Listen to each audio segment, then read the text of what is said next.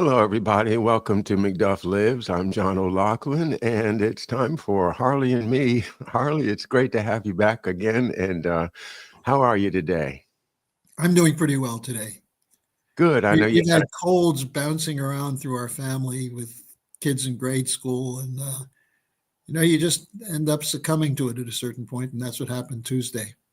That's very understandable. And well, I'm glad you're feeling better today. And thanks for making time for us here at McDuff Lives. I always enjoy our conversations. I put on the thumbnail for the show the question: Are these the drones we're looking for? And subtitled "Drone Wars." Uh, Uh, I can't help but lead off with this question of whose drones are they, and why can't we know? Why won't the government tell us?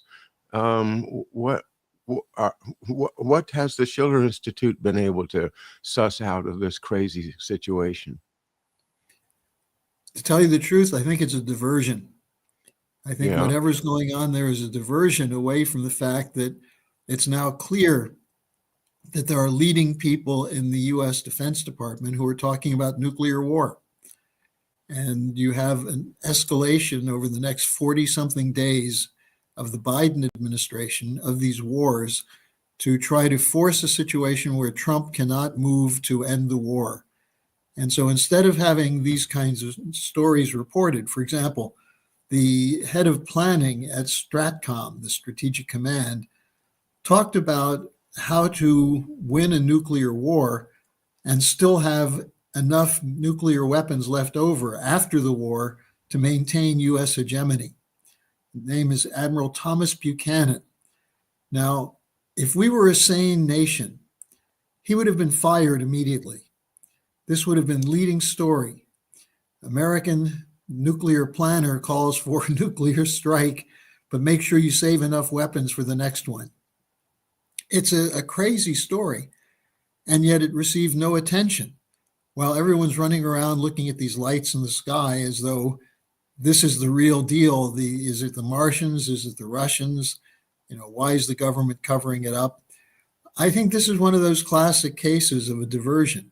Now, if it turns out that it is the Martians, I assume we'll find out at some point.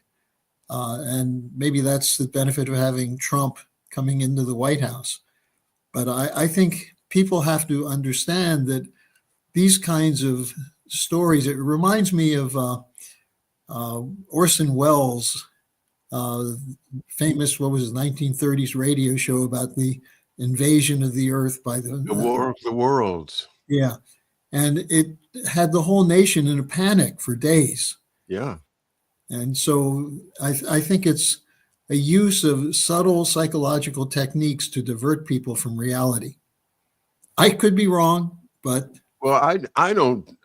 There's no way that it's Martians, and it's no way that it's a foreign government without the permission of our military. That's just crazy. But 9/11 happened, and our military either let it happen on purpose or was the most negligent moment in its entire history of the country. So these things are allowed sometimes. Uh, I still am. I'm not willing to just say, "Oh, that's just a diversion," because of the huge expense involved in doing this. It's got to be a private entity, which has been hinted at, uh, uh, or some kind of law enforcement, which has been hinted at. But why in the heck does Trump not uh, demand that we be told what it is, and why does he simply keep going saying, "Oh, don't worry about it, it's nothing," just like the administration is doing? All right, I'll let it go, but I'm not. I'm not. John, on the question of Trump, I think he's got bigger fish to fry right now. If you look at the pattern of developments over the last week, it's clear that he's moving toward something on the Ukraine situation. And I'm not privy to secret knowledge or secret information, but look at the pattern. Going back to when he was announced as Time Magazine's Person of the Year, he did an interview. And for the first time, he came out with an extremely sharp, focused criticism of the Biden administration giving the go-ahead to Ukraine to use long-range missiles to target the Russian land. And Trump came out and called it very foolish, very, very foolish, very dumb. What's wrong with them? And he then repeated that a couple of days later. Peskov, the spokesman for Putin, immediately came out and said, well, we agree with what Trump is saying. And then you have the assassination in Moscow of a top Russian general, Yeah. who may have been looking into the bioweapons labs in Ukraine. The Ukrainians claimed the assassination, and immediately General Kellogg, who's Trump's envoy to Ukraine, or for the Ukraine war rather, Kellogg came out and said, this was stupid to do this. So we're beginning to see a shape to the policy from Trump moving toward a basis for breaking with the Biden policy of war. And I think that's probably more important. And if you listen to some of the discussion going on, the tweets and so on from Don Jr., RFK Jr., some of the other people around them, calling attention to the need to end this war now, I think that's really much more on his mind.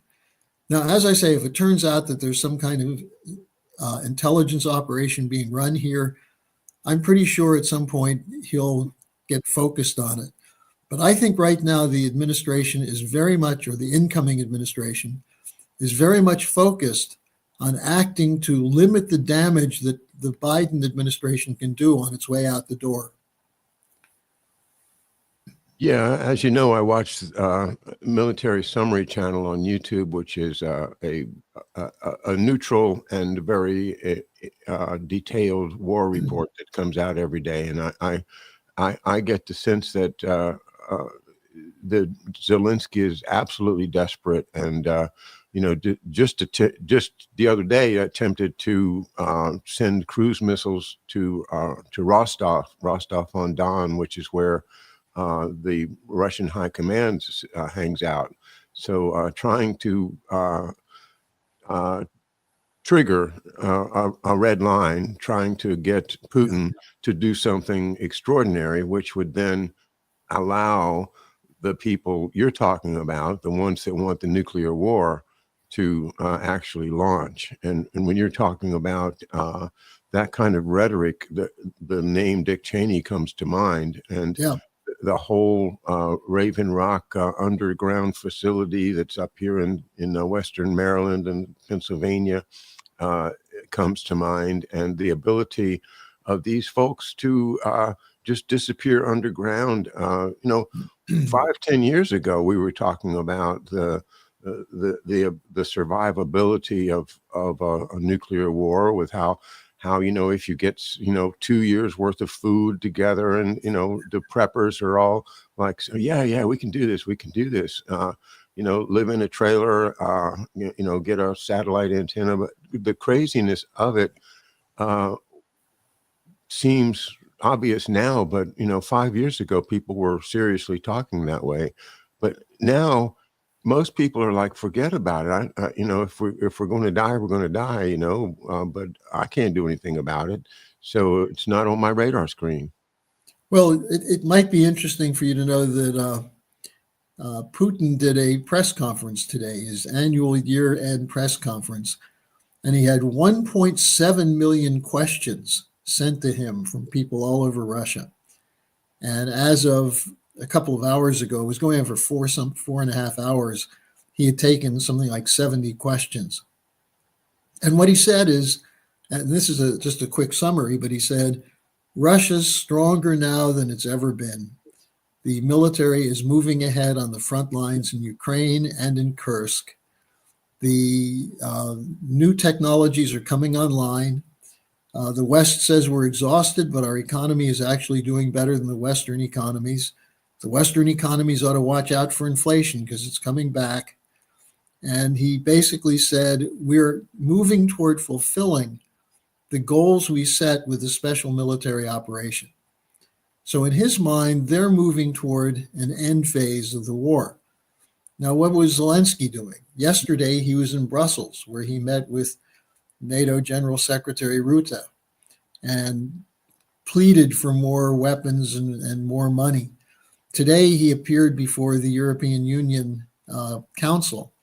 I don't know, I haven't gotten a report on that yet, but I'm sure, knowing it's Zelensky, he's going to be asking for the kitchen sink plus, for more money, more weapons. And Biden is shoveling money out the door as if Yeah. there's no tomorrow. Now, in the meantime, the Germans and the French are pledging more money when both of those countries have incredible budget crises. Macron's government he just replaced one prime minister with another, but didn't change the policy, and it's coming up against strong headwinds. In Germany on Tuesday, the non-confidence vote, which was put forward in the parliament, was a big defeat for Scholz. His government's out. There are elections on February 23rd, and no one's sure what's going to happen. But what precipitated the collapse was a budget crisis. How can you spend 8 billion euros on a war that's already lost when you're losing infrastructure, you're having a crisis with the farm sector, education is in trouble?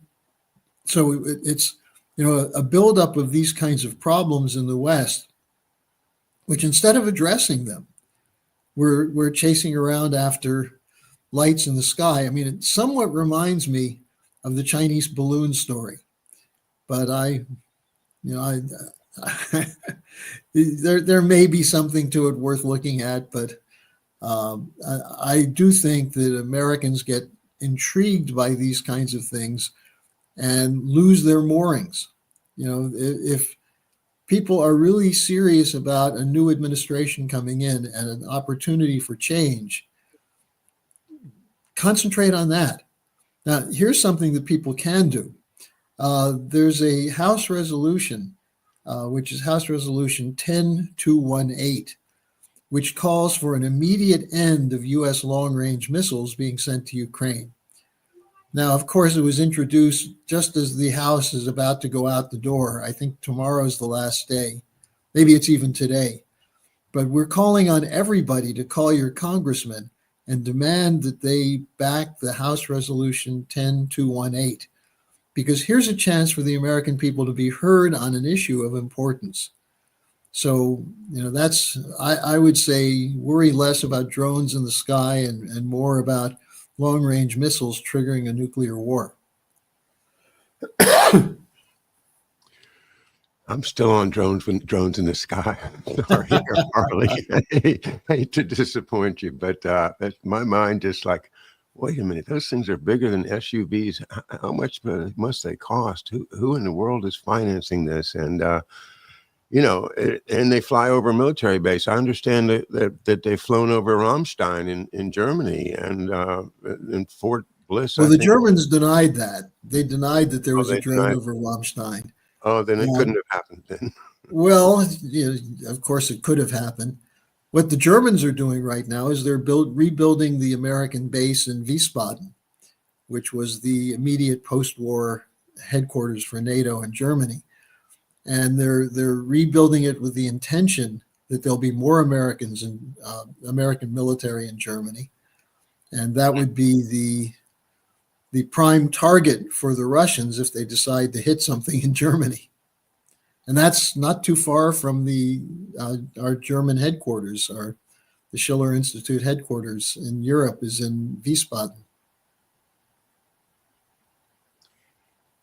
You mentioned the House, and I'm going to take that opportunity to introduce my wife Marcia's question for the day. She saw a headline in the Washington Post about Elon Musk and Trump quash the continuing resolution, and it's the point of the budget resolution, yeah. The continuing budget resolution. And the point of the article is that this is Elon Musk flexing his muscles. He's an unelected power, who's he was able to flip the vote on the CR just by posting Twitter posts, and the people, the Congress, okay, we're not going with it. I think the interesting question is, are the American people going to accept Elon Musk as a legitimate power broker in the administration? And is this an example of him just showing what he can do? He can throw a monkey wrench in the gears anytime he wants to from outside the government. Is this not frightening to people who respect the Constitution? To me, it's business as usual. It's just that Musk is more open and he's more interested in the publicity he gets from it. Look, you don't think this goes on all the time where a congressman gets a call from someone from a bank or a military contractor saying, kill this bill? I mean, it happens all the time. And the only difference is that Musk is more willing to stand out front and take credit for it. I think it's a problem. I don't think it's necessarily right. But the question then is, what do the American people think? What are people going to do about it? The idea of the continuing resolution is itself a problem, and it should be opposed by anyone who's serious about addressing the crisis, the budget crisis, because all it does is kick the can down the road. You know, that famous can has been kicked for miles by now, Yeah. and it's not going to solve anything. And according to what I read, I think I read the New York Times version. The reason Musk was opposing it was that there were so many pork barrels in it, so many pledges to provide something for individual congressmen. So I think it's business as usual, except for Musk has a bigger ego than most people, and certainly a lot of influence on Trump. But remember, we had this fight last summer over the $60 billion allocation for Ukraine. And Speaker Johnson was opposing it initially to please Donald Trump, because Trump said we shouldn't be sending this money there. And then what happened? Well, Biden sent Blinken, he sent Lloyd Austin, he sent 2 or 3 other people, Avril Haines, to personally brief Johnson. And we also know that there were some very large contributors of the Republican Party who told Johnson, put this money through. And Johnson went to meet with Trump, and he convinced Trump to let it go because Trump had been opposing it.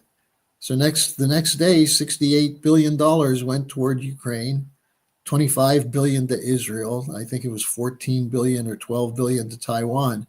So it's not unusual that this kind of stuff happens. It's just unusual that it's being reported. From my point of view, I thought about it for a little while, and I thought, unelected people who have a lot of power. And I said, well, let's see. Walter Cronkite, he had a lot of power over our brains during the Vietnam War.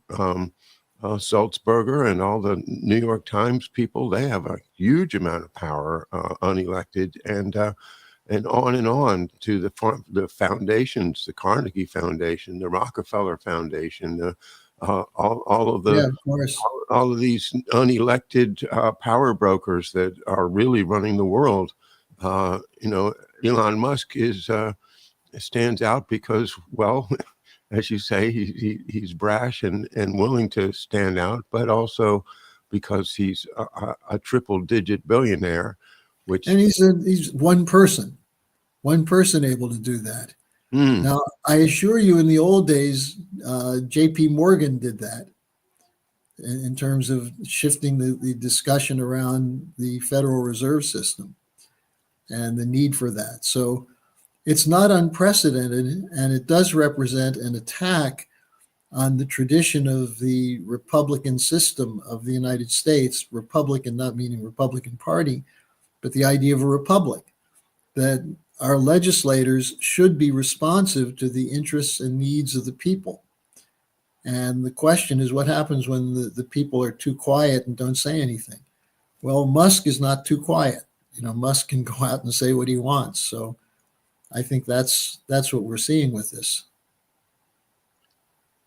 When you mention that one individual, I think that gets back into the American character, the American character of the cowboy, the righteous person that knows right from wrong intrinsically, and goes about and corrects injustice and defends the weak, and but has that is an individual source of power that doesn't come from your place in government or your wealth.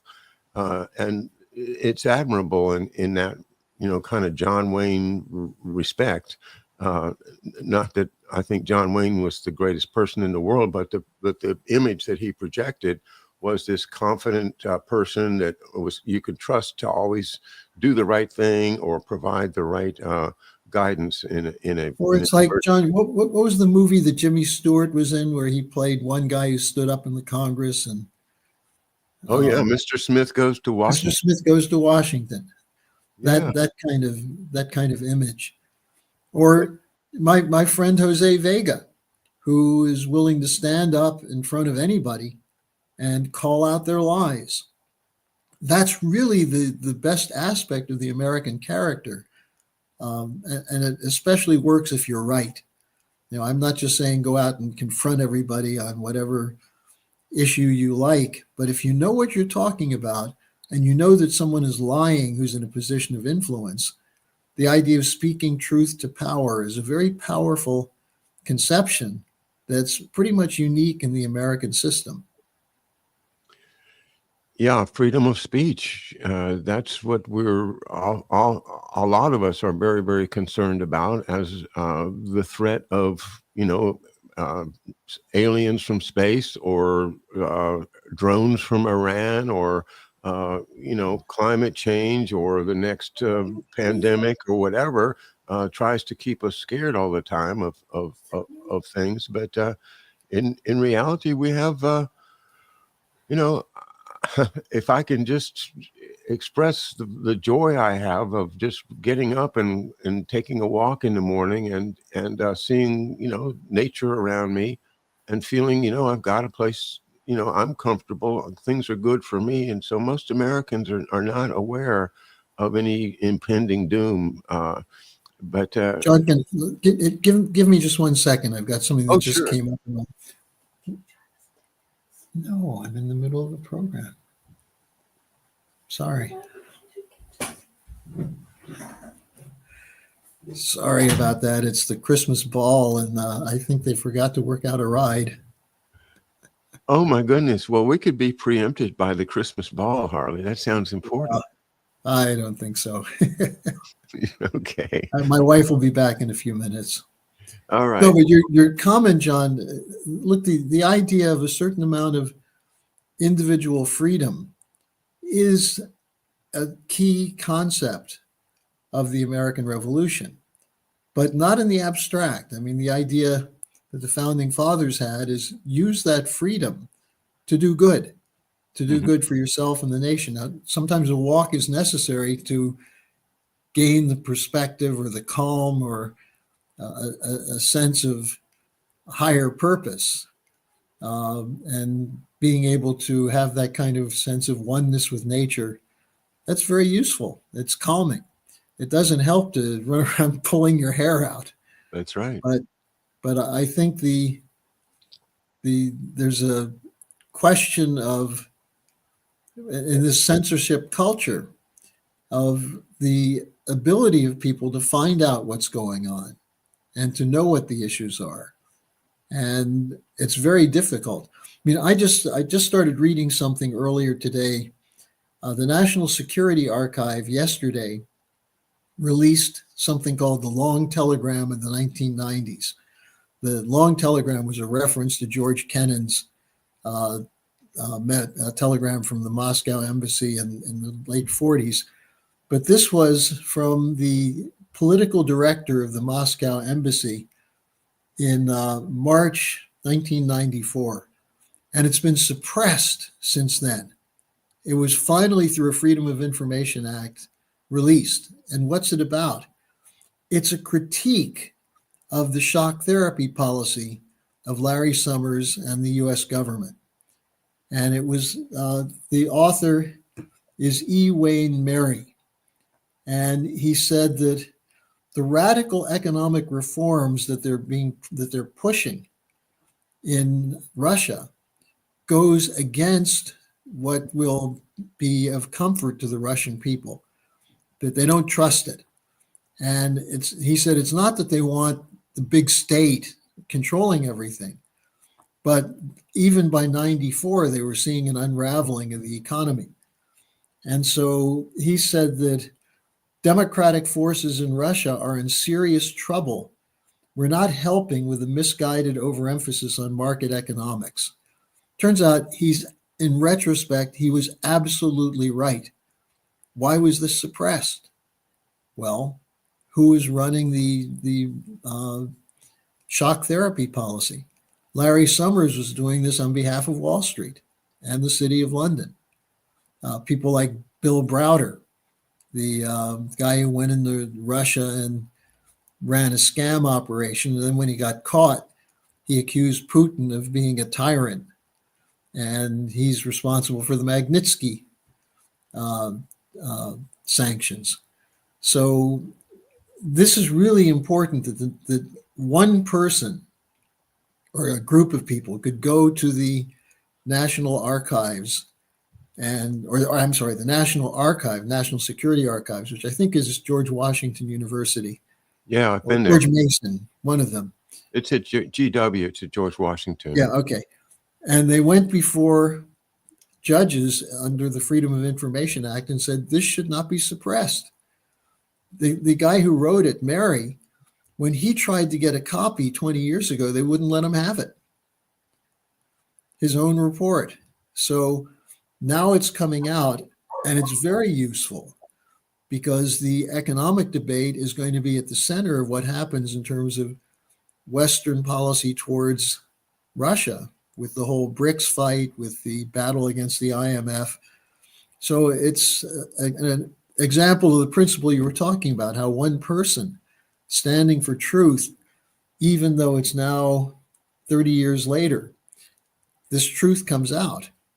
And you can then superimpose that on what Putin's been saying. Why does Russia not trust the West?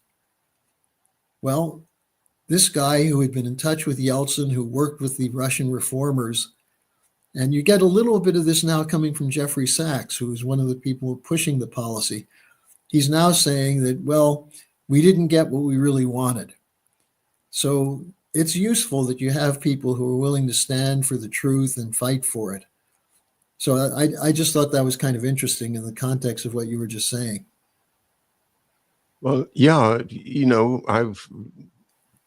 we've talked about Jeffrey Sachs before, and you know, he's in the news lately because he's taking criticism for coming out in favor of the UN's SDGs, the Sustainable Development Goals. And, you know, that's awful close. That's a weakness on his part, that's for sure. That's awful close to Klaus Schwab, for way too close for my comfort. Go ahead. He's an assistant to the UN Secretary General on these environmental policies. Yeah. And so, and Tucker Carlson has given him, you know, prime time to try to convince the MAGA people to go with the Sustainable Development Goals. I don't know what that's about, but it's weird. It's troubling. Well, he was wrong before on things, as he now admits. He thought that the U.S. government would, as he said, do more therapy and less shock. And that was a terrible error. And he sort of soft pedals that. Maybe he'll at some point recognize that buying into this environmentalism is of the same kind of problem. But I bring up Sachs because Sachs has been very good in identifying this question of the so-called unprovoked nature of Putin's response. And he says, how do you say unprovoked? It was 20 years in the making, going back to the discussion in 2004 through 2008 of NATO expansion eastward. I mean, I had a chance to talk with one of the top advisors to Helmut Kohl, the German chancellor, named Horst Teltschik. And Teltschik was at Kohl's right hand when the discussions were going on with Bush and Baker. And Teltschik said he was there when Baker promised not 1 inch eastward of NATO. And he's published his diaries, and they're available only in German. Whereas Angela Merkel's diary is now available in English. I don't know if you've seen it. It's a huge, thick book of Merkel defending her legacy. Does she on the cover, does she hold her hands like this? Well, I didn't check carefully enough. The Merkel diamond, as it's sometimes called. Yeah. But I think the reason I'm bringing this up is that it does show exactly what you were talking about, which is that one person can make a difference. And if they're willing to fight, now here we are 30 years later, we're seeing that there were people in the US who were saying this is a mistake to do the shock therapy. And there are others who have said that it was a mistake to do the NATO eastward expansion. Unfortunately, one of the people who said it was a mistake at the time is now one of the proponents of it, namely Burns, the CIA director. I spent the last couple of shows reviewing this 20-year-old book by Thomas P.M. Barnett called The Pentagon's New Map, which I had bought maybe 15 years ago and read and tried to understand. But I picked it up the other day because someone else referred to it, and I said, well, I've got a copy of that. Let me look at it. It's amazing. It's a complete description of what followed. This was published in 2004, based on a lecture he gave in 2002, which I played most of it on my show on this past Monday. But Thomas P.M. Barnett is like the brains of the Defense Department under Donald Rumsfeld. He's the guy that came up with all of these different scenarios, and his map idea is basically globalization. It's that here's a map with countries that are already participating in the globalized scheme. And here's the ones that aren't, and these are called the gap countries or the messy middle or whatever you want to call them. And he says, this is where our military is always being called upon to take action. These gap countries, the ones that haven't accepted the rule set, who's talking about the rules? It's the rule set. And where does what is this? Basically, it's a Bible for defense contractors and defense people to buy into this belief that America, the American way, depends upon globalization. That's the theme. That if we don't kid yourself, if we do not proceed and globalize our civilization onto the whole world, then the threats are just going to multiply and our civilization will fall. We've absolutely. So he's in favor. He's arguing in favor of that. He's completely in favor of globalization. He's saying you've got to do it, and this is Rumsfeld's guy. So I see all of this now in a kind of the Pentagon. They're the guys with the guns. They've been driving a lot of this all along. NATO expansion, I would say, included. It's hard to believe that the Pentagon, you don't think of it as taking foreign policy in its own hands until you do, and you say, oh, they've just subsumed all the foreign policy roles that we thought the State Department was doing, and the president. And, is this a rolling coup that's been going on all of these all of these decades?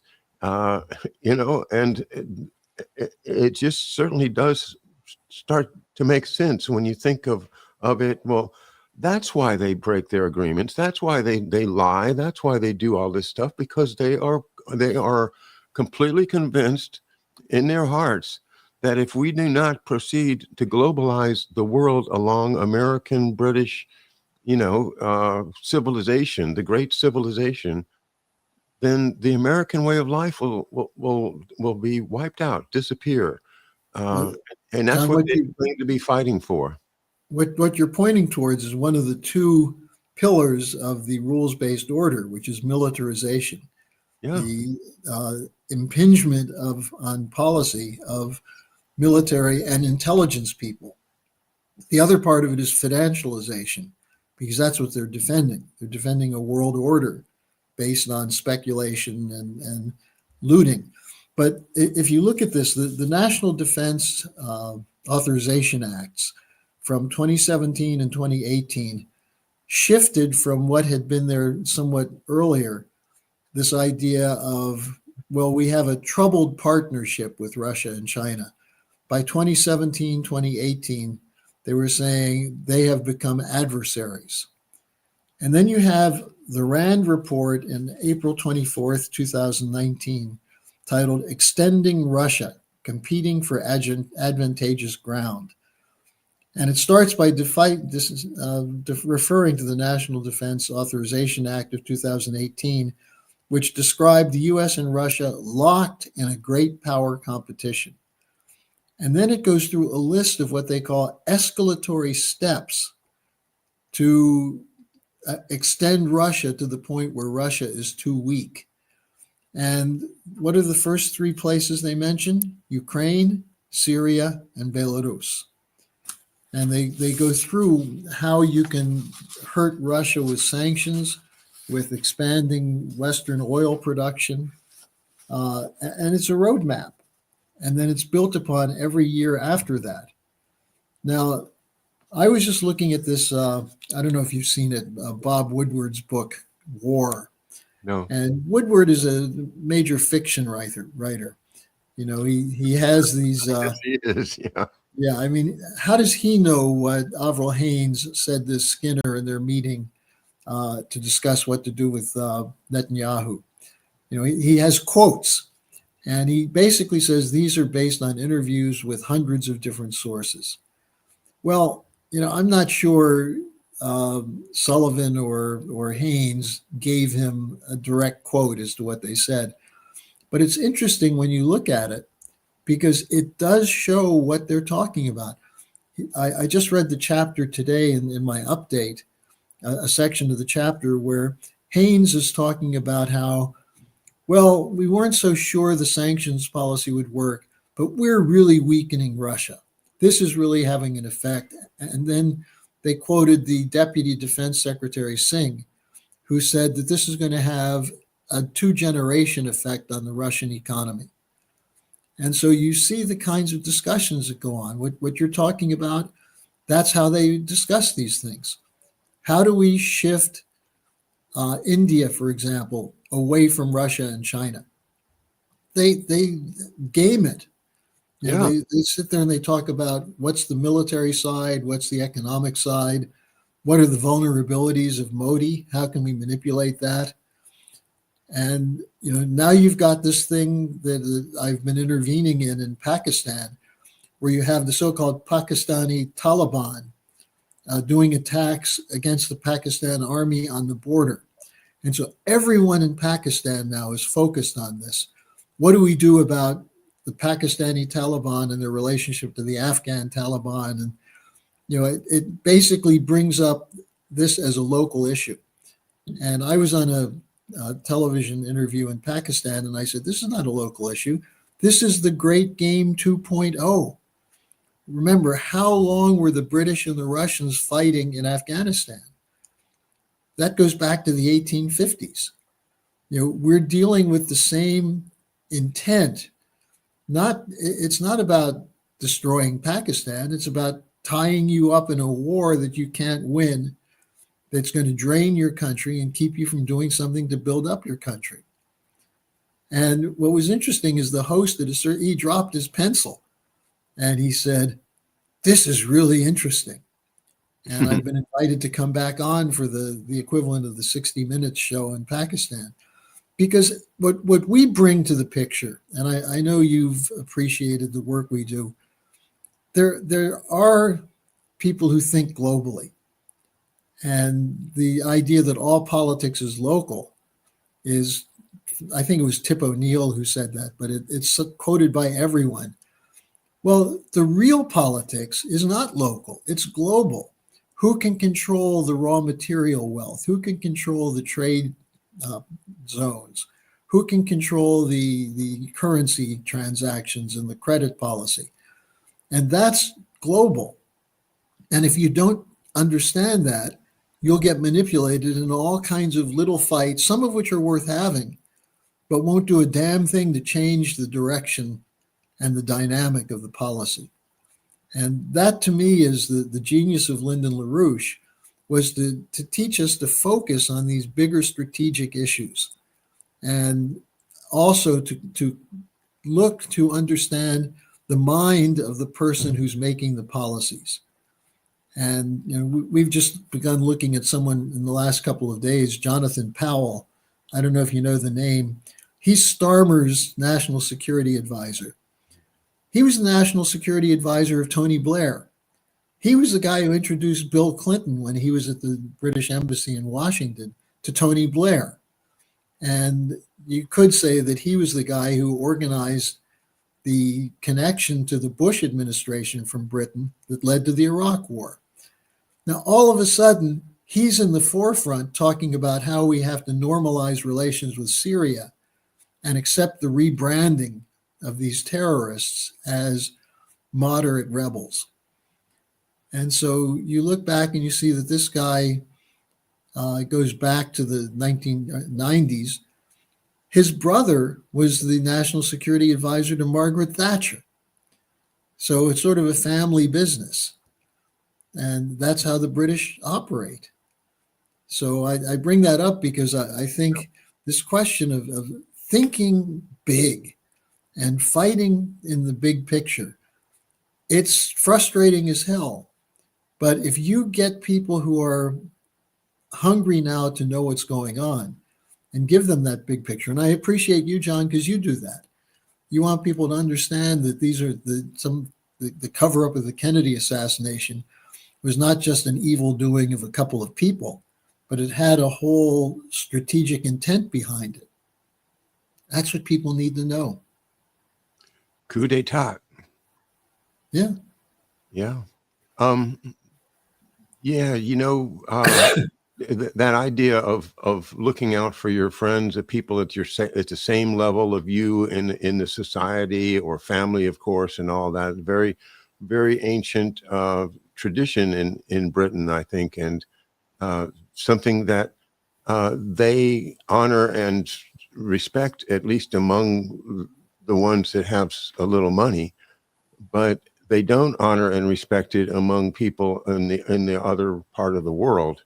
And this idea of globalization, as you say, I mean, that's one of the things I've struggled with is how can you truly have a national sovereignty unless you control the currency and you control the borders and have the opportunity of controlling what comes in and goes out. If you don't have control over the currency and the borders, then you don't have much of a claim to being sovereign, in my opinion. And this has this is really the engine that is driving globalization, is the cross-border freedom called free trade, which has been, again, British policy since you know how long, 200 years. And this, we that resist free trade are the ones that are for the common people. We're the ones that for the farmers. We're for the people that want to have their own business. We're for the people that Yeah. want to explore who they are as humans, and have a family, and to do all of the possible things that life presents to us. And yet the people that are driving us faster and faster toward globalization are also, in many cases, willing to sacrifice people of other races, other colors, other religions. And that's where we get to that, back to Thomas P.M. Barnett's book, The Pentagon's New Map, because, all the people that live in his gap countries seem to either be Muslim, and one of the complaints that he has, he says, we need to have countries accept the rule set where Britney Spears and commercial pornography are okay. He said that in 2004. And Uh-huh. and the other part of him is that he absolutely believes in the individual bad actor. And Osama bin Laden was that super powerful individual that just had a mean streak and wanted to. uh, Who just happened to be armed and trained in Afghanistan by U.S. forces. No, he doesn't seem to know that. He seems to Well, be completely oblivious of everything that we know now. So all of these plans that are set forth under Rumsfeld and Cheney are based on the assumption that we need to prepare for those individual nutcases that somehow have power to do something terrible. And that enables them to go into their 5 generation warfare, or whatever they call it, and the Plan 2030, or whatever the latest thing on the shelf is, which is really just, how do we justify what we're going to do to achieve globalization in our lifetimes? Because they want to see it now. They don't and, want to wait until other countries figure out that, hey, we gotta get on board, and they don't want to have to deal with individual rights of people who are not, or are willing to be part of the globalization scheme. So yeah, we are really approaching a fascist Nazi mentality in the globalizing, in these people that are globalizing everything. Because well, I just wanted to bring up the irony of globalization, because the fact is we do have a global economy, and that's not necessarily bad. Where you have people working with other countries to help develop them. What's bad is when it's done based on a set of rules that benefits only one party. And that's what we have, the globalization of Klaus Schwab. And before Klaus Schwab, there was Kissinger and Brzezinski. Kissinger's National Security Study Memo 200 basically said that our raw material wealth lies in Africa and Asia, and it's going to be claimed by those countries because they're overpopulated unless we do something about that. So what do we do about it? Make sure they lose their population. yeah, Use food as a weapon, use credit as a weapon. They must reduce their population. That's the Malthusian argument, because Malthus, on behalf of the British landowning class, basically said, well, if you have too many farmers claiming a piece of the product that they make, then there's less for the lords and the landlords. And it's better to let them fight among each other and die off than have to use force to take it away from them. He even argued that if there's a stagnant pond that breeds disease, you should leave it because that's part of nature. And people who think that there's such brilliant environmentalists who have come up with these ideas in the 60s and 70s and 80s should look back at Malthus in the 1780s and 90s and his arguments. And it's what you were just talking about, John. There's a racism. This is where eugenics comes from. Oh, these people are too stupid to modernize their society. Well, some of these civilizations were more modern when people in Europe were still whacking each other on the head with elephant bones. You actually had, look at the discoveries made by the Chinese. The fact that there were functioning cities in Africa. And today we don't know much about it because they were allowed to be destroyed. So That's where the racism comes in.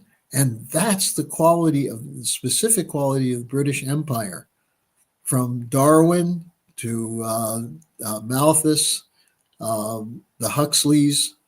This British racism is a key element of the imperial system. Yeah, it can't work without it. And race-based slavery, comes right out of that. So that by the 19th century, in many parts of the world, if you were black, you were a slave, Yeah.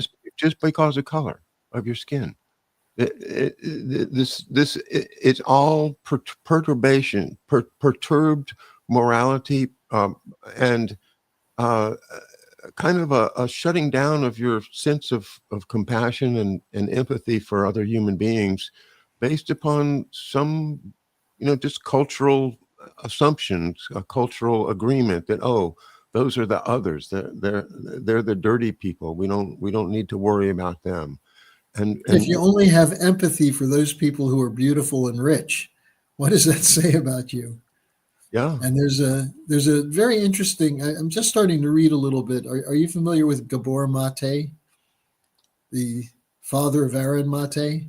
no, I've not. I know the name, but that's all I know. He's written some interesting books, The Myth of the Normal, and he talks about moral injury, that in Western societies now, and in fact, he said in all societies, we have, from childhood trauma, an inability to feel compassion for the other. Hmm. And he's saying that the love of your fellow human beings is should be the driving force of progress, as opposed to the acquisition of more and more for yourself. And it's I haven't read enough to advocate people going out and buy his books, but there's a lot that he says there that makes sense. And he applies it then of why is it that someone can see how it was evil for Hitler to kill the Jews, but not evil for Netanyahu to kill the Palestinians? And again, that's another form of just appeal to a racist meme, or whatever you want to Yeah, call it. I don't want to say instinct, because I don't think that it is an instinct. I think it's, children are not born with racism genes. yeah. They're not. So this It's learned. so the people that are forcing this globalization upon us are also willing to throw everybody else under the bus, in order to get to this place that they're going to say is, the great promise of mankind, the real, even calling it transhumanism, or we're going to live to be 200, and we're going to have all these special powers, and Yeah. we'll be able to mentally transport things, and all of this crazy And dream. put our drones in the sky. Well, yeah, and distract everybody from the real tragedy of life for most people in the world. They want that Hobbesian world, where life for most people is poor, nasty, brutish, and short. They want that. They want to bring that back. Our life expectancy is going down Dropping, yeah. nationally, and the presence of uh, what I will call suspicious viruses, it also appears to be, perhaps pre-planned, for helping us to reduce us back to that poor, nasty, and brutish life that is so short. That division between the elites and the rest of us has got to be highlighted, because the the other side of it is so powerful, in which the identity politics, Yeah. all of that. We're out of time for you to give much of a response, but it's your time, Harley. Well, that's one of the reasons I'm interested in following up this assassination in Moscow, Yeah. because the initial thought, this guy's in charge of the defense of nuclear forces, biological and chemical warfare capabilities. Well, they've been targeting the nuclear side of Russia, including knocking out some of the early warning systems. And I initially said maybe that was related to this. But then I got a report that said His main function has been to investigate the bioweapons labs. And of course, this is something that they're going to try to use to toast Tulsi Gabbard, because she brought this up early on in the Ukraine war. And they're saying, oh, these were not bioweapons labs. Well, Victoria Nuland said they were. She admitted it. So I think this is a potentially interesting part of the peeling of the onion to get at what's really going on with the U.S. involvement in Ukraine. Let me just add this then. I studied a little bit about Kirillov, the general, that's his name, and he had issued reports in 2022 saying that the U.S. And Soros, I think it was, were running these labs in Yeah. biolabs, illegal biolabs. And he also said that Ukraine was developing a drone mothership system. And that brings us back to New York to say, is Zelensky sent his drone mothership over across the ocean to harass us? Well, we'll see if that's responsible for the new outbreak of bird flu in California. Oh yeah, that's been predicted for sure. Oh, and Peter Hotez wants us to know that there's 21 horrible pandemic viruses coming our way, and Bobby Kennedy cannot handle it. He's not sophisticated enough. He doesn't know what he's doing. So Peter Hotez, we should all, applaud him for his prescience in knowing that suddenly 21 new viruses are going to hit America. Let me leave with one thought, though, John. Yeah. If people can do anything, it's still a little early in the U.S. Call the congressional office and tell them to support House Resolution 10218. And if you go to the LaRouche organization webpage, you'll find a leaflet explaining the relationship of that and Thomas Buchanan calling for nuclear strikes against Russia. So it's 10218. That's the House resolution. And there are bipartisan signers on it. All right, Harley, thank you very much. And we will follow up. Thanks for giving us an opportunity to, as individuals, make a difference. Get in touch with Congress. Thanks again. Harley Schlanger, what a pleasure. We'll see you again in 2 weeks, I hope. Bye now.